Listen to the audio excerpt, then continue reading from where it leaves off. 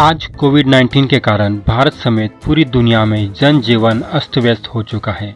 ऐसे मुश्किल हालात में भी भारत अपनी पूरी क्षमता के साथ सीमा विवाद को लेकर चीन, पाकिस्तान और नेपाल के साथ एक जिम्मेदार और परिपक्व देश की तरह लड़ाई लड़ रहा है। शायद आज़ादी के बाद इतने मोर्चों पर हिंदुस्तान पहले कभी नहीं लड़ा, लेकिन इन तमाम चुनौतियों के बावजूद भी भारत साइंस और टेक्नोलॉजी के मुद्दे पर अपने लक्ष्य से विचलित नहीं होना चाहता, क्योंकि भारत को अच्छी तरह से पता है कि साइंस और टेक्नोलॉजी के बिना कोई भी देश अपने लक्ष्य तक नहीं पहुंच सकता।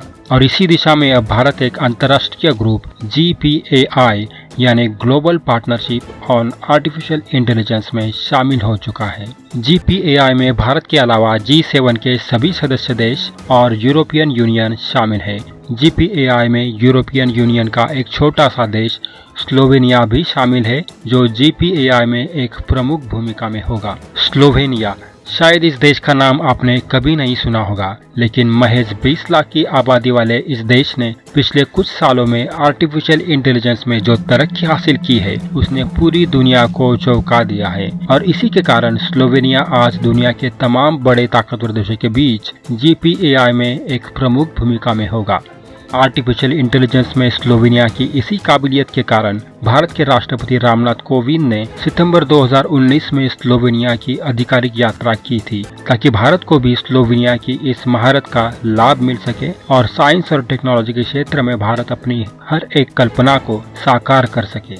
आज की तारीख में स्लोवेनिया आर्टिफिशियल इंटेलिजेंस में पूरे यूरोप का नेतृत्व करता है, और यही वो देश है जिसने दुनिया के सबसे पहले इंटरनेशनल AI रिसर्च सेंटर की शुरुआत की है। GPAI का प्रमुख उद्देश्य है कि स्लोवेनिया की अगुवाई में इस समूह के सभी देश जो अब तक आर्टिफिशियल इंटेलिजेंस में अलग अलग काम कर रहे थे, वे सभी देश अब एक दूसरे से जानकारी साझा कर सकेंगे, जिससे जो चीज आज महज एक कल्पना मात्र है, उसे हम भविष्य में वास्तविकता में लेकर आए। इसके अलावा GPAI के सभी देश आर्टिफिशियल इंटेलिजेंस की मदद से भविष्य में कोविड-19 जैसी महामारी से लड़ने की दिशा में मिलकर काम करेंगे।